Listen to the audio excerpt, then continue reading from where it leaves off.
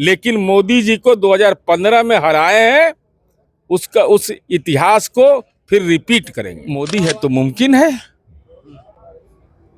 मोदी है तो गारंटी है बेटी का अपमान, महिला का अपमान। जीतन राम मांझी जी आपको कहना चाहते हैं, आपका पार्टी का टिकट खतरे में है। इस पीड़ा का एहसास होगा कि पीरियड के दौर में हमारी बेटी और बहनें कितनी मानसिक यातना झेलती है। उसमें श्रम दान। अगर प्रधानमंत्री के ऊपर आप टिप्पणी कर रहे हैं तो हो सकता है कि जो लोकसभा चुनाव है वहाँ सब परिवार का बिना टिकटे के नहीं हो जाइए, तो फिर पुनः मुझको बाबा कहिएगा तो हमारे यहाँ नो एंट्री का जोन लग गया है।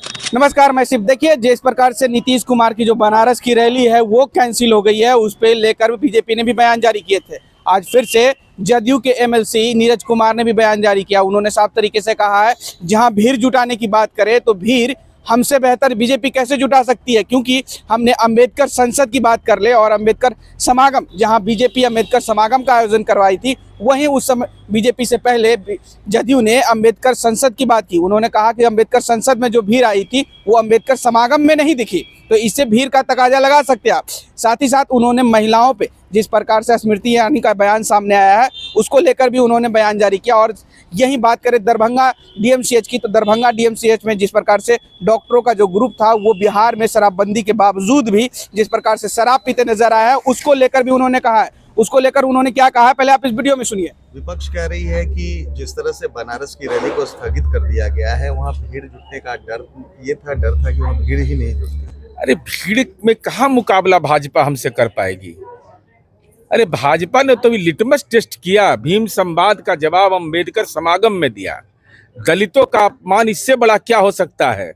सावरकर का वंशज अंबेडकर की बात कर रहे थे और अंबेडकर के मानने वाले पानी में भीग रहे थे और राजनीति के 9 सामंत मंच पर चढ़ के भाषण दे रहे थे। अब 500 आदमी जुटा था कि नहीं, 500 भी। अब मेरा वेटनरी कॉलेज वाला दिखा दीजिए। अब पान बुनकर ताती सम्मेलन किए थे। मैंने जितना नित्यानंद राय को सिपाही रहता है उतना आदमी भी नहीं था उसमें। तो भीड़ जुटेगा आपसे ज्यादा। सम्राट चौधरी कह रहे हैं कि जो एमपी में चुनाव हुए और 10 जो प्रत्याशी उतारे थे, जदयू ने किसी भी प्रत्याशी ने 2000 का बिल्कुल पार नहीं बिल्कुल किया। बिल्कुल और यहाँ के जो उनके वार्ड काउंसलर हैं उससे ज्यादा वोट। बिल्कुल सम्राट चौधरी जी के परिवार के लोग मुखिया का चुनाव हारे हैं। अभी जब बोलवाएंगे तो बहुत बात बोल देंगे हम। अभी उनके घरे में मुखिया का चुनाव लड़े, अब पिताजी भी रहे, हम ही लोग उनको एमपी बनाए थे और चुनाव हार गए। तो हम तो यह कहते हैं कि हम हार गए।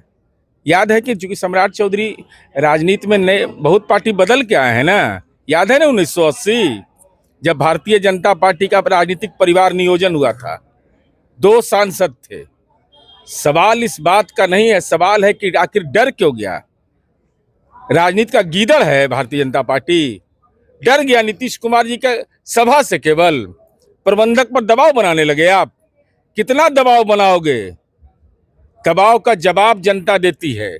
सभा तो हम करेंगे और आपके फर्जी हिंदुत्व का, फर्जी गारंटी जो देते हैं ना, ये उस सब का राजनीतिक शल्य चिकित्सा वाराणसी से करेंगे। वाराणसी में ही नहीं करेंगे, उत्तर प्रदेश से सहित विभिन्न राज्यों में जाकर के करेंगे। इसका क्या स्वरूप होगा यह तो पार्टी का राष्ट्रीय नेतृत्व तय करेगा। लेकिन मोदी जी को 2015 में हराए हैं, उस इतिहास को फिर रिपीट करेंगे। माहवारी के दौरान जो महिलाएं जॉब करती थी उनको छुट्टी दिया जाता था, लेकिन स्मृति ईरानी ने उस छुट्टी को अब कैंसिल करवा दिया। कहा कि अब छुट्टी लेंगे तो पेमेंट कटेगा। क्या कहेंगे? मोदी है तो मुमकिन है,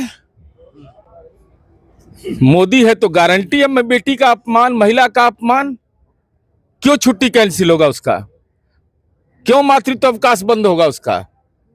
क्यों उसके लिए छुट्टी को कैंसिल किया जाना? ही तो महिलाओं का अपमान है। चूंकि महिला की असमत लूटी जाती रही और देश का कायर प्रधानमंत्री आज तक मणिपुर नहीं गए, चुनाव प्रचार में उत्तर पूर्व में नहीं गए। पहलवान जो रेसलर थे हमारे, महिला पहलवानों का अपमान हुआ और माननीय न्यायालय के निर्देश के बावजूद राजनीति का सहवाला बना करके नरेंद्र मोदी और अमित शाह उसको रखे हुए थे। तो महिलाओं का अपमान तो इनका डीएनए है। स्मृति ईरानी जी, आप महिला हैं लेकिन आप पौष महिला हैं। आपको कहाँ इस पीड़ा का एहसास होगा कि पीरियड के दौर में हमारी बेटी और बहनें कितनी मानसिक यातना झेलती है, उसमें श्रम दान करना, उसमें काम करना कर्मचारी के रूप में कितना दुष्कर होता है उनके लिए। लेकिन ये लोग तो अडानी के लोग हैं ना, इनको कहाँ पता है कि महिलाओं के प्रति दर्द क्या होता है। अच्छा, डीएमसीएच में जिस तरह से शराब पार्टी चल रही थी डॉक्टरों के द्वारा शराब बंदी के बावजूद, वहीं जीतन राम मांझी लगातार कहते आ रहे हैं कि शराब बंदी है वो जो बिहार में बंद होनी चाहिए। जीतन राम मांझी जी को पहले तो जरा सा घूमना उमना चाहिए, क्योंकि पटना में रह के वो कुंठित हो रहे हैं राजनीतिक रूप से।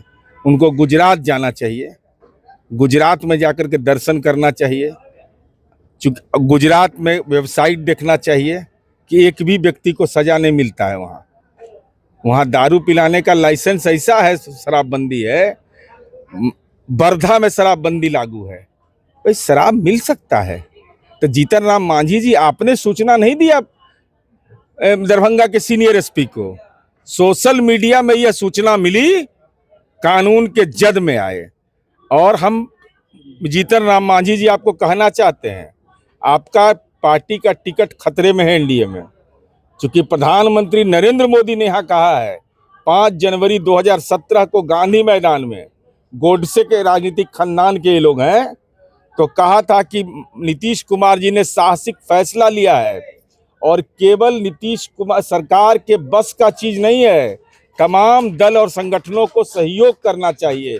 तो जीतन राम मांझी जी, अगर प्रधानमंत्री के ऊपर आप टिप्पणी कर रहे हैं तो हो सकता है कि जो लोकसभा चुनाव है वहाँ सब परिवार का बिना टिकटे के नहीं हो जाइए, तो फिर पुनः मुझको बाबा कहिएगा तो हमारे यहाँ नो एंट्री का जोन लग गया है। बिल्कुल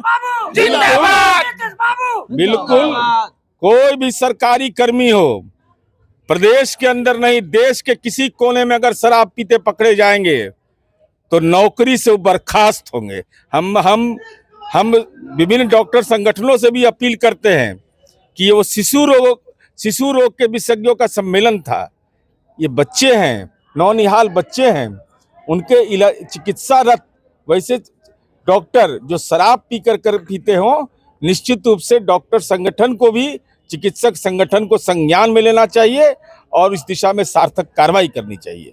तो जैसा कि आपने साफ तरीके से सुना, जदयू के एमएलसी नीरज कुमार ने क्या कहा। नीरज कुमार ने यह कहते साफ नजर आ रहे हैं कि जहां अम्बेडकर संसद और अम्बेडकर समागम की बात करें तो कौन से अम्बेडकर संसद में भीड़ जुटी थी या अम्बेडकर समागम में वो उसे भीड़ को लोगों ने देखा। वहीं बात बनारस में रहे तो हम गारंटी लेते हैं, जहां मोदी फर्जी गारंटी देते हैं, लेकिन हमारी गारंटी सही गारंटी रहेगी कि आने वाले दिनों में बनारस में हमारी रैली में भी भीड़ देखेंगे बीजेपी। और साथ ही साथ में डीएमसीएच में जो शराब पीते हुए डॉक्टर पकड़े गए हैं उसको लेकर भी बयान उन्होंने कहा कि जहां बात हो बिहार के जो भी मतलब अधिकारी हैं या जो भी कर्मचारी हैं, अगर बिहार के ही कोने में नहीं बल्कि पूरे भारत के भी कोने में अगर वो शराब पीते हुए पकड़े गए तो उनकी जो है कार्य जिस भी फील्ड में कर रहे हैं वो निरस्त कर दी जाएगी। अब देखना होगा आने वाले दिनों में बिहार में शराबबंदी के बावजूद कैसे नियम कानून बनते हैं आगे जाके। फिलहाल इस खबर में इतना ही। इस वीडियो की प्रतिक्रिया हमें कमेंट में जरूर दीजिएगा और ऐसी तमाम खबरों से जुड़े रहने के लिए हमारे चैनल को लाइक शेयर सब्सक्राइब जरूर कीजिएगा। धन्यवाद।